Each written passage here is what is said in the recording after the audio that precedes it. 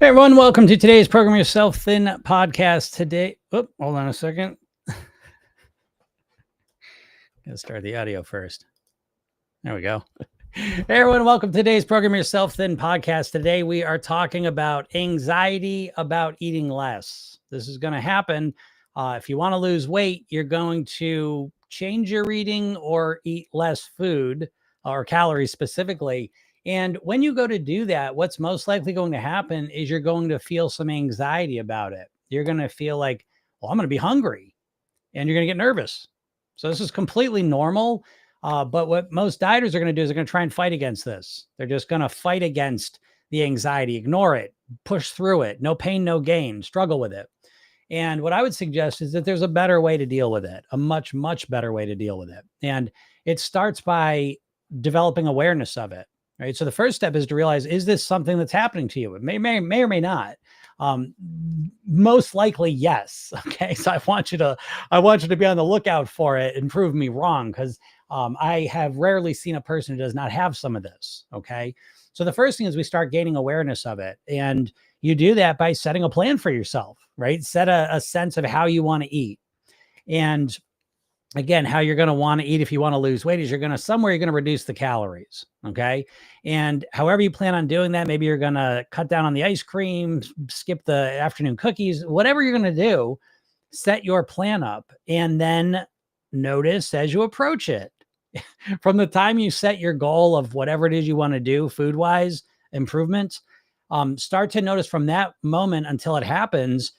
Am I anxious about this? Am I getting nervous? Do I feel fear? Am I scared? That's the first step, right? Do you have those feelings?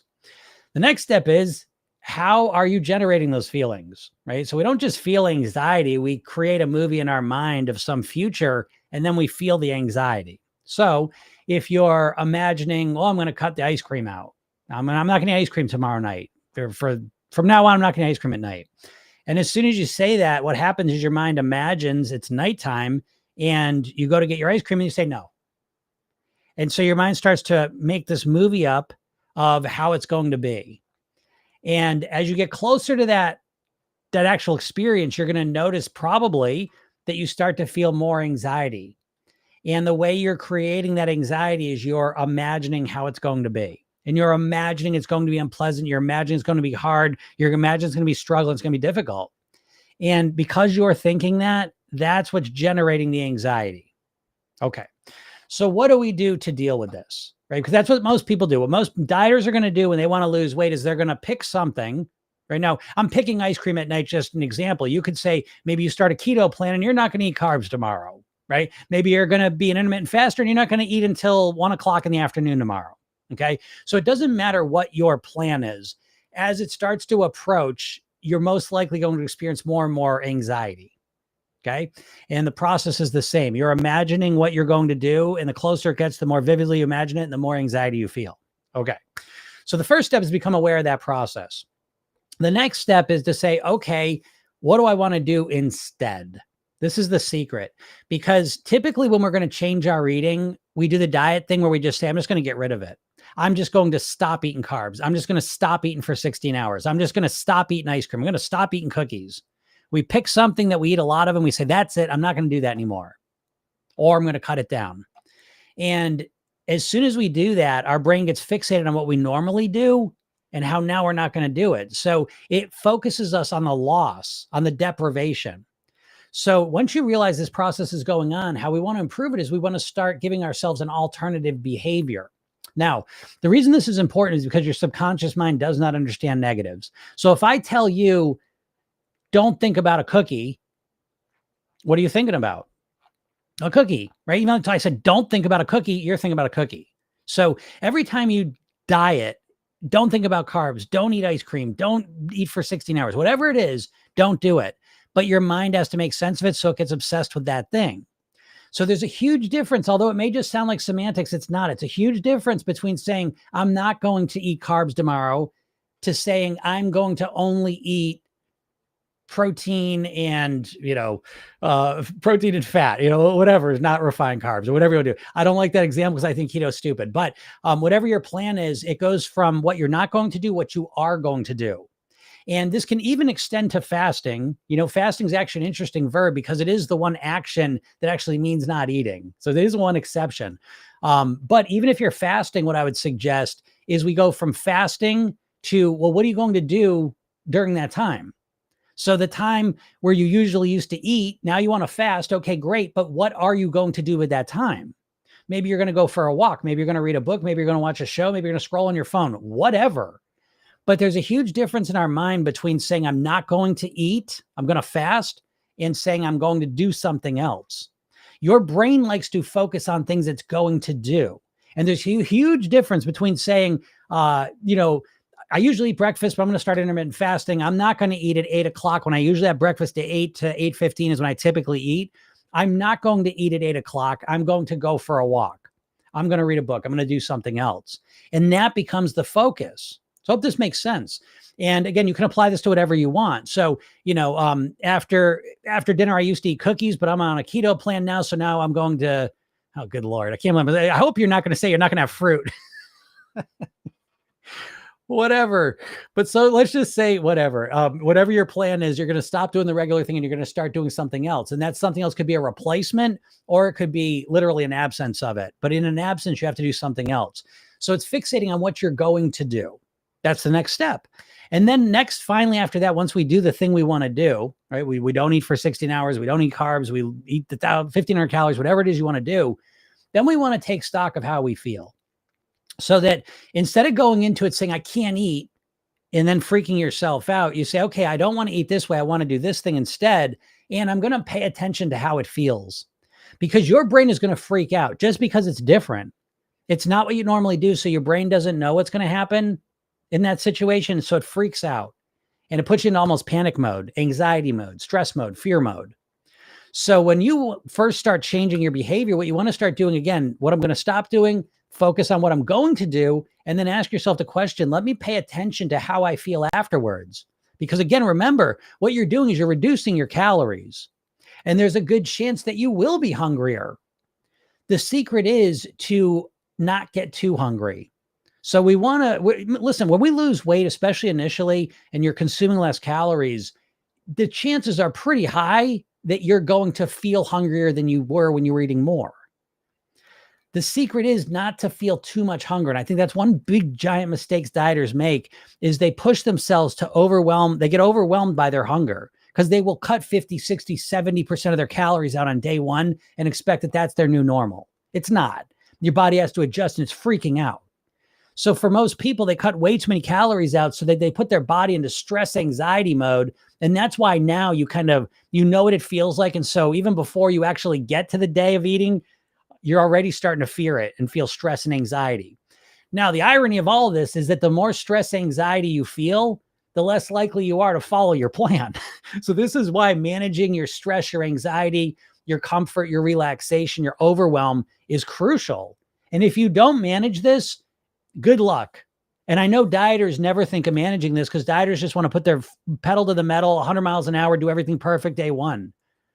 But that is causing you to overwhelm yourself every single time so that now you have complete and total anxiety about starting your diet, which is the core reason why you don't start your diet. You think about weight loss 24 hours a day, but you never actually do anything to make it happen. And that's because you've created this subconscious programming now that losing weight is stressful and overwhelming and anxiety inducing. So you just avoid it most of the time. The few times you do get close enough to commit to something, the anxiety builds as you get closer to it. And then even if you get through a day, the next day is more of the same. So this is a beginning piece to start to approach it differently that really goes directly at the anxiety. If you are aware of the anxiety, which is very real, and you work to manage it, you're going to end up in a much better place than if you just try and ignore it or fight against it. So I hope this makes sense to you, and I hope this helps you. And if you want more support with this sort of approach to managing your weight and getting to your goal weight, click the link in my bio or go to Program Yourself Thin and get the free hypnosis session I give you. It's called The New Thin Me. I made a special training for you. It's free. I send you emails every day. I got a goal weight quiz. I got a bunch of stuff for you. It's all free, and it will help you get control of your weight in a way that makes a lot more sense than dieting. So hope this helps you out. And if you have any questions, feel free to ask them. Oh, excuse me. Grass in my lungs, mowing the lawn. And boy, do I love mowing the lawn. I didn't have my lawnmower for 2 months. And oh boy, is it nice to have my lawnmower back. It's a funny story. Maybe I'll tell it to you later. I see John out there has asked a question. He says, trouble with being on vacation for a week, giving into eating too much and having a 5 to 7 pound gain. That's hard to get rid of.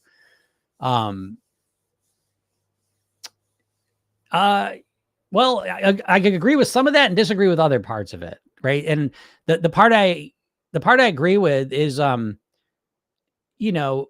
on vacation and giving into eating too much and having a 5 to 7 pound weight gain. That's a norm for me. The part I disagree with is that's hard to get rid of. I don't think it'll be hard for you to get rid of it. It's not hard for me to get rid of it. It's not hard for most people to get rid of it. That's an illusion. So I think you got to test that out, John, right? If you, again, I mean, John's in the Program Yourself Thin, so I'm going to speak to him directly and all my people in the program. But, and by the way, John, if you have not yet, please go get the new goal weight blueprints are absolute fire. I mean, they are so good. It is crazy. And so those are up and ready for everyone in the program. And as I said, I keep making improvements, but the new improvement now, it's so cool. I would suggest going into the Google document for now. That's the most updated version. And I just updated it so that it's got tabs, so you can just navigate through it real quick. So it breaks it down into the sections and the subsections of it. And so you can navigate it quickly. The table of contents now is hyperlinked. So you can just click on that and go to whatever section. You can open up the tabs and have that there and jump around however you want. So it's way easier to navigate. Wish I knew that when I was working on it for the last couple of months. It would have saved me a lot of scrolling. But anyways, that is up and at 'em for you. So again, in Program Yourself Thin, what you're doing is you're filling out this blueprint because you're looking to create the mindset, lifestyle, and eating calorie blueprint of how you can live at your goal weight. Okay, so I believe there's 3 components to staying at your goal weight. You got to fix your mindset, you got to fix your lifestyle, and you have to fix your calorie consumption. Primarily your eating, but watch your drinks too. And if you customize your eating lifestyle and mindset around your situation and your likes and desires and your preferences, then what happens is when you come back from vacation, you want to get back on track. That is one of the most unique hallmarks of Program Yourself Thin clients, is that they go on vacation and they enjoy themselves. And by the end of it, they are excited to get back onto their plan, their normal plan. Why? Because the plan we develop in Program Yourself Thin is customized to you, and it's built to make you feel good and get you to your goal weight and keep you there. But the primary focus of Program Yourself Thin is to make you feel better. This is why with Program Yourself Thin, you don't start day one with some really strict meal plan. You start with a 5-minute hypnosis session in the morning to calm you down and relax you and ground you and focus you, put you in the right space. And then you start following your blueprints, your eating blueprint, your lifestyle blueprint. So you feel more relaxed, more calm, more nourished, more healthy. You feel lighter, you feel happier, healthier, all these things. And so that when you get back from vacation, you fall right back into your plan. Now, it usually takes a week or two. We call it re-entry, usually a week or two to kind of get back into the flow where you were before you left for vacation. But this is the experience most Program Yourself Thin clients go through. And so what ends up happening is the 5 to 7 pounds you gained because you ate a lot more during vacation week comes right off because you return right back to your normal calorie range as soon as you get home. And that is one of the biggest differences between Program Yourself Thin and pretty much every diet I've seen, because I have never seen someone on an intermittent fasting, keto, Weight Watchers. I've never seen one of them go on vacation, indulge a little too much, and then get excited to get back onto their plan on Monday. What I see is that is usually one of the biggest things that kicks people off their plan for months or years. So I agree that, yes, we go on vacation and we put extra weight on. We should. That's my belief. It's a week. A week of overeating is going to change your weight as much as a week of undereating. So no, it's not hard to get rid of if you are coming back to a plan that's custom made for you. I go on vacation and I can't wait to get back to my plan, and I fall right back into it. Now, the first week back, I might eat a little more because I got the vacation stuff going. It might take me 2 weeks, but then I'm right back to my goal weight calorie level, and the weight goes right back to there. So no, it's not hard to get rid of. No.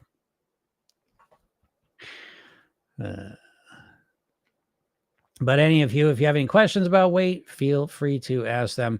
Doesn't have to be about program yourself then, obviously. You know, I mean, that's my program, but I'm here to help you with whatever you're doing, whatever plan you're trying. Jody just tried the tab. That's a great feature, right? Yes, I know that. It's so awesome. And I do have, oh, I don't want to say it, but the blueprints are so awesome. But I'm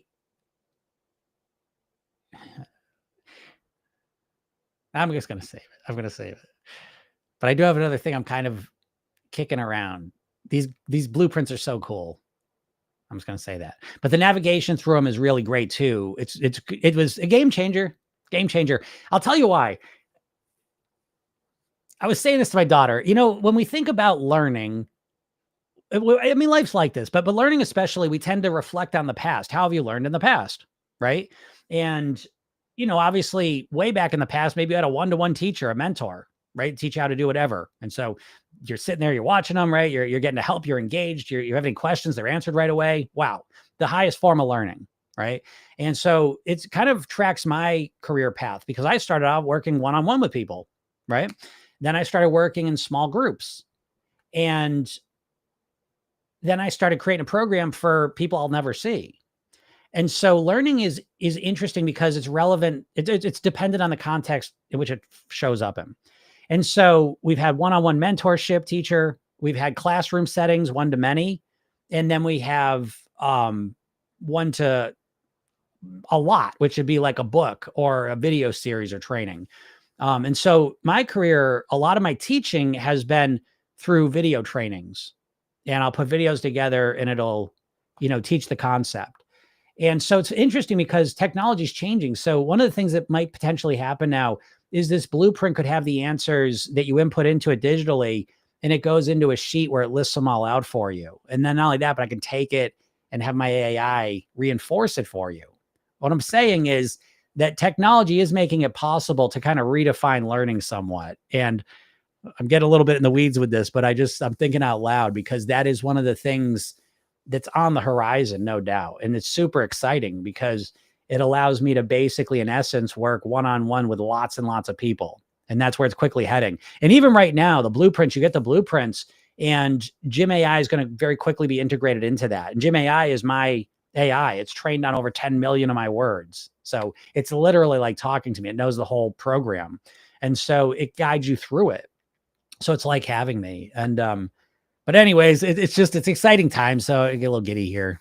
Anyways, Just Jade said we've been here for the full Lawnmower Chronicles, so we definitely need to know the story. Okay, I will tell you this story because it makes me laugh, and it's just funny to me. So over April 4th, I literally know the day because it's just funny. So April 4th, I brought my lawnmower to like a Honda dealership lawnmower, right? So it's like the official fixer of this thing, right? Okay, here you go. So they said, oh yeah, it's going to take probably 3 weeks, 4 weeks. I hope that's not too long. That's fine. Knock yourself out.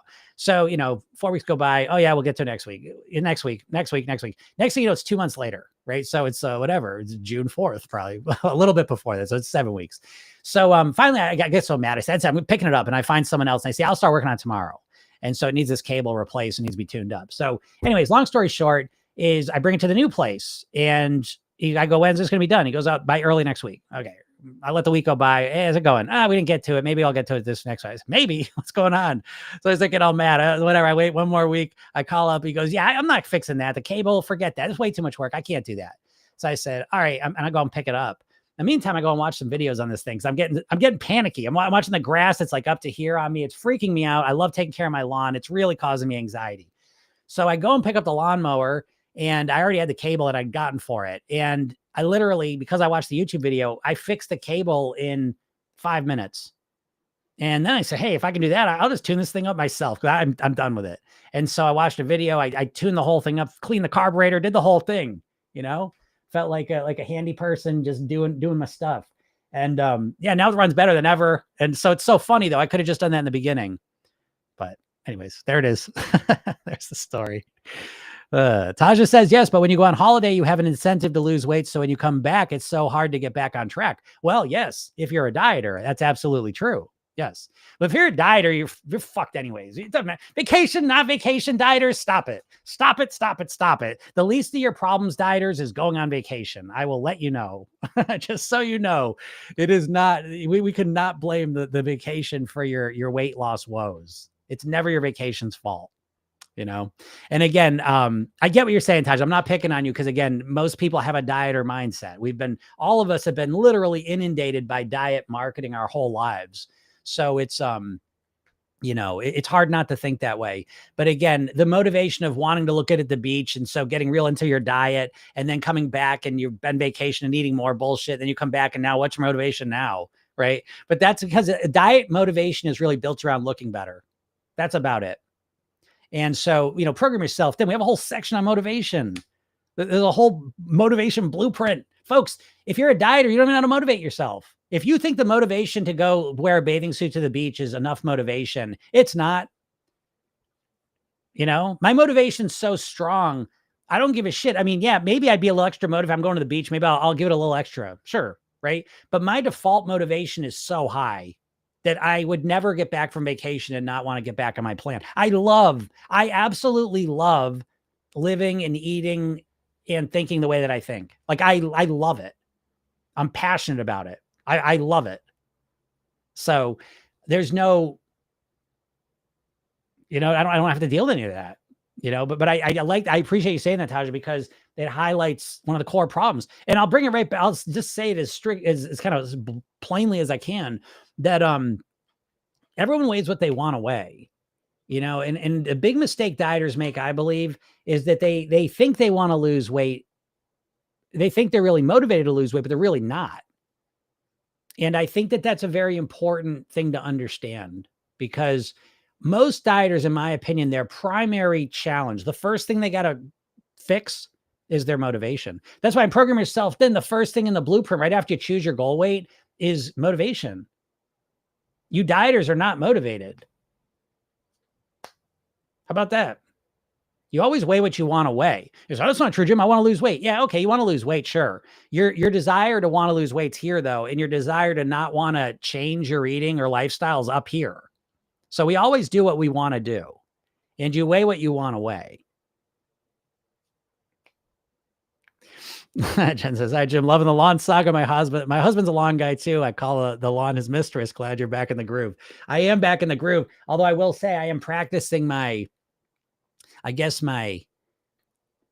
what's the word? It's the mindfulness term. My detachment. I got to practice my detachment, because the grass was so long that when I cut it, it's just tons of it all over there. But I fixed that pretty much. But what ended up happening is you let the grass grow so long and then you cut it. It's not great. The lawn's stressed out. So it's a little browner and not the way it normally looks. So I've had to kind of detach from my normal goals of the lawn and realize this whole year, probably to some degree throughout the summer, is not going to be a stellar year for the lawn. So I'm okay with that though. But I'm just happy. I felt like I was getting trapped. Anyways, feels good. The lawn sagas. It was a lawn saga. I couldn't believe it. And then it's so funny that I just fixed it myself anyways. That made me laugh. But that's life. But what I did learn, and I have to remind myself of, is that, and it's so funny because I need this lesson so many times, but the lawnmower is actually a great demonstration of this, is that we can learn so much more than we think. I think what happens is we think about something and we go into a state of panic. We're talking about that today, anxiety about eating less. Anxiety is lurking around every corner, it seems, like it's like, oh, the lawnmower, I don't know how to fix that. I just, whatever. And it's like, I don't know. We live in an age where you can really, the information age is great for that. I mean, you watch almost like literally anything. You look it up and watch someone fix it the way you want to. And it's almost, I'm obviously, I'm going to fix a car, but I'm about to work on my Subaru. But, a lawnmower, it's relatively, take a look at it, but it does seem that way. And it's funny because I've been on a fixing tear. I've been fixing things all around the house this whole spring, and it's been kind of fun. But yeah, we can usually fix so much more stuff than we used to because YouTube and, just the information age, I guess. But yeah, but if anyone's got any questions, feel free to ask them. If not, I'm going to skedoodle. I got a lot of work I'm still doing here. Again, if you're not in my world, go click the link in my bio or go to programyourselfthin.com and get the hypnosis session. I give you a bunch of stuff. I got a bunch of cool stuff, going now. Taja says, well, I'm following you now, so hopefully I can change my mindset. Yeah, great job, Taja. Make sure that you, again, listen to the hypnosis session. And most importantly, I think, watch the training. I got a new training getting ready that's the next thing on the list. I can't wait to get that out because I would say that's what I'm excited about. That's why I strongly suggest if you're not on my list, what are you doing? It's completely free. I mean, it either helps you or it doesn't. If it doesn't help you, you just unsubscribe. It's pretty simple. But what's exciting is I've been working on these blueprints for a couple months now, and it's really refined things. So it's exciting for me that even if you're just on my list, I'm going to give you kind of some outlines of what these blueprints are, just to let you know.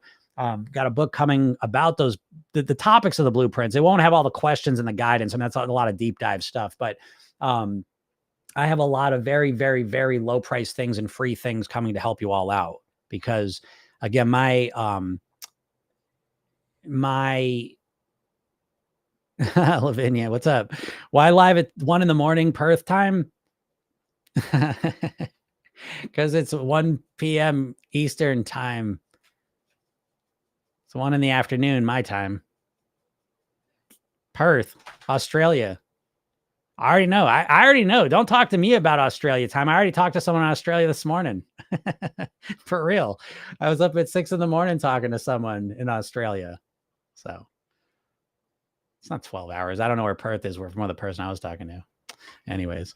But yeah. So anyways, the blueprints, it's exciting because I'm gonna give you the whole system. Like, I'm gonna give you the whole system, and I'm gonna write a book about the whole thing and give you literally all of it. I'm gonna give you the blueprints just because it's so in depth. I mean, it's if you're not committed, it's just a waste of time. But I got a book about the whole thing. So yeah, I am literally here to change your all mindsets. It's a mission in life for me. If you don't know, my father died at 54 of a heart attack. I was 9 years old.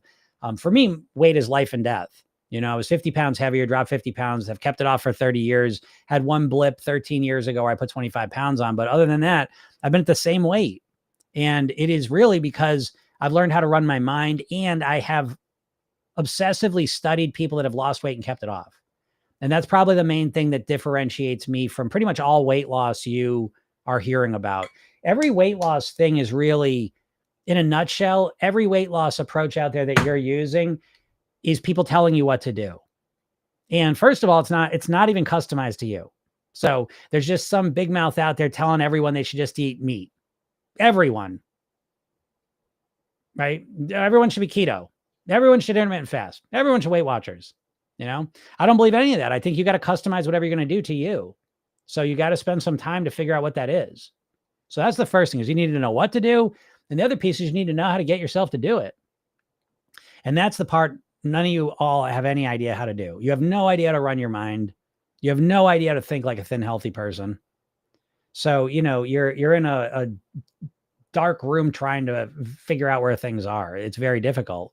And so you don't get results and you're failing to change your weight. But the big problem is you're blaming yourself. You blame yourself because you don't have enough willpower or control. And I promise you that's not the problem. The problem is you've never learned. You've never been given a system. You don't know how to. You don't know what to do specifically for you, and you don't know how to get yourself to do it. And then the third component is support. You know, trying to lose weight on your own is like trying to learn the piano by yourself or trying to learn Chinese by yourself. Can you do it? I mean, technically. Are you going to do it? No, you're not. You're not going to do it. You're not going to stick with it. You're going to get frustrated. You don't know what to do. It's just, so again, Program Yourself Thin is really about the three components: knowing what to do directly for you that works best for you, how to get yourself to do it, how to run your own mind, how to get yourself to do the things you know you should do, the biggest missing piece of your puzzle, and then the support to make it happen. You know, the environment. Again, in Program Yourself Thin, I don't just give you this stuff and send you on your way. I call it the kind of the cocoon. You get put into this hypnosis cocoon where every morning you get a 5-minute hypnosis session. It's a different one built around a mantra. So I'm putting all these ideas in your mind. You're relaxing, calming down. And then at night, you listen to a 10-minute session, core weight loss mantra in it, programming your mind, calming you down, relaxing you. And every day you do it for 8 weeks. It's transformative. Create your blueprints. You know exactly what to do. learn how to program your mind. You know exactly how to run your mind. You don't know how to do any of these things right now. So I don't know. You know what I mean? Like, again, dieters, I always say dieters are like the most gullible and the most childlike thinkers, which is weird because I know if you're even listening to me, I know you're an overthinker. Only overthinkers listen to me.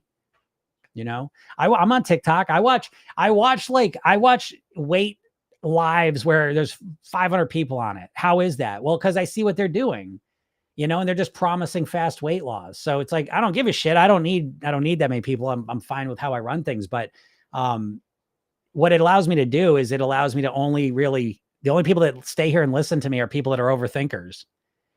And so it's a real disconnect in your life that you're such an overthinker and such a perfectionist and such an action taker in most areas of your life.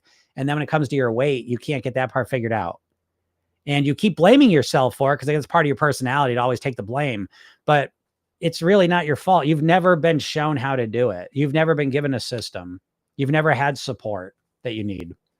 So, you know, that's the bigger issue. But, you know, once you realize that, then it's up to you what you're going to do with it, you know. But yeah. Oh, stop. Dog, licking machine. What's up, Joy? Oh, okay, London. Yep, I got a lot of people I work with in London too, so I'm familiar with the London. I always say that, like, obviously most of my clients are America, and probably Canada, but it's really almost a three-way tie between Canada, England, and Australia. Those are the three biggest.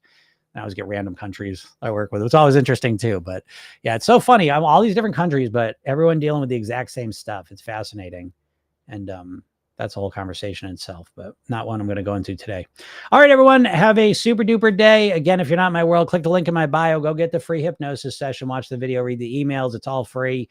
I'm on here live every Monday through Friday, so feel free to ask any questions you may have. Happy to help you out.